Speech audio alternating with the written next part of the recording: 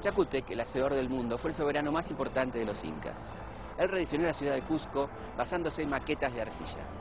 Él ideó este templo del sol, Coricancha, con sus paredes de barro y piedra, con incrustaciones de lámina de oro. El Cusco prehispánico es diseñado, dicen algunos especialistas, en función a la imagen de un puma, y se ha logrado ciertas precisiones en torno a esta idea. Tenía dos plazas principales, que son Aucaipata y Cusipata, que hoy día se conocen como la Plaza de Armas y la Plaza del Regocijo. Y tenía dos centros importantes, religiosos más que otra cosa. Uno de ellos era el Coricancha, el famoso Templo del Sol.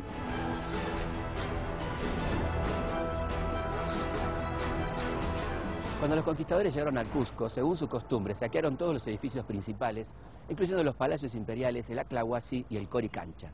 Tomaron esos edificios y construyeron sobre las antiguas edificaciones incaicas. Impusieron su lengua y su religión. El Coricancha fue transformado en iglesia católica y hoy es el convento de Santo Domingo. El famoso templo del Coricancha incaico hoy día es la iglesia de Santo Domingo, y hasta ahora se puede notar en el propio templo cómo se ha construido una iglesia sobre un templo prehispánico como una señal de apropiación. Para establecer el domicilio del poder, Francisco Pizarro, el conquistador del Perú, aplastó literalmente una cultura con la otra. En el Cusco, la Plaza Mayor se levantó sobre la plaza central de los incas y al norte también se estableció la catedral. En 1650 primero y en 1950 después, dos violentos terremotos destruyeron a su turno la mayoría de los edificios coloniales de Cusco. Tal vez por la técnica de construcción de los incas, en el Coricancha y en otras construcciones, los muros incaicos que no habían sido derribados por los españoles se mantuvieron en pie.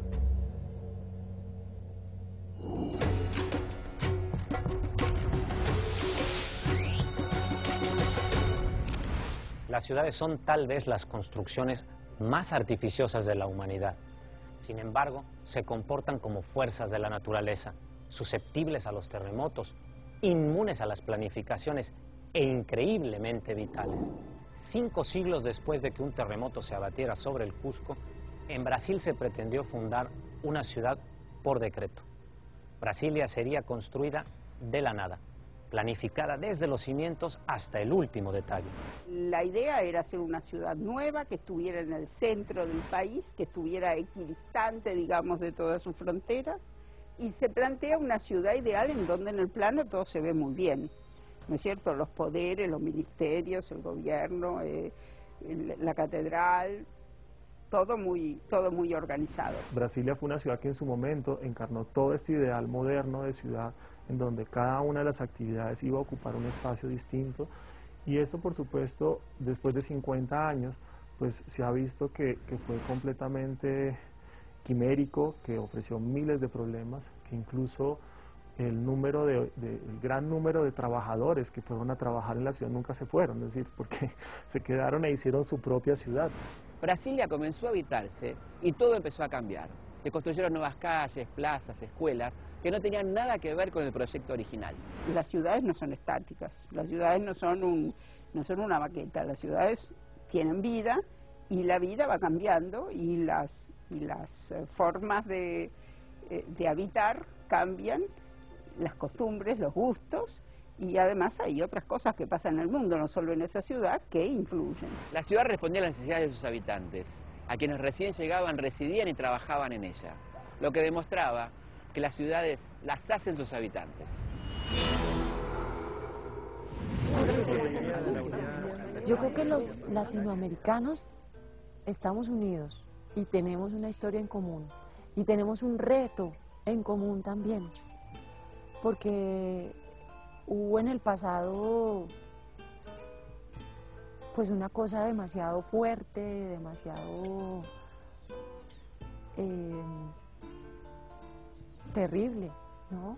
Como que nos mataron, y a los que no mataron, les mataron el corazón, les mataron como el amor a sus raíces, sus tradiciones, sus costumbres.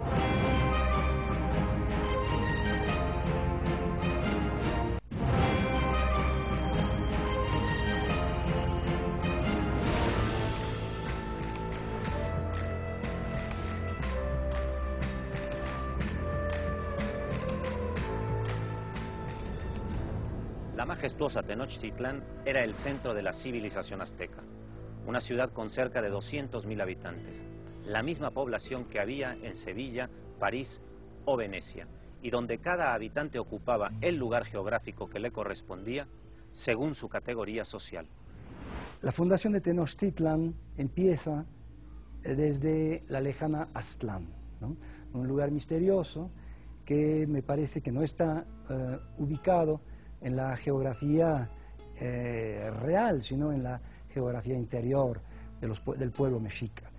Aztlán es una isla, algunos dicen que en el norte de México, una isla que representa un poco el modelo de lo que fuera después México Tenochtitlan, ¿no?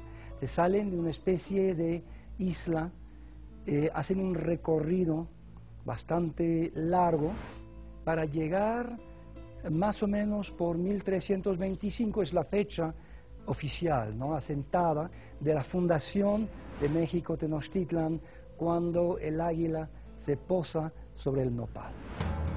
Con la llegada de los conquistadores, tal como había sucedido en el Cusco, diseñaron la ciudad y distribuyeron las tierras según el criterio español. Impusieron el poder, decidieron dónde debían vivir los aborígenes y también qué religión debían tener.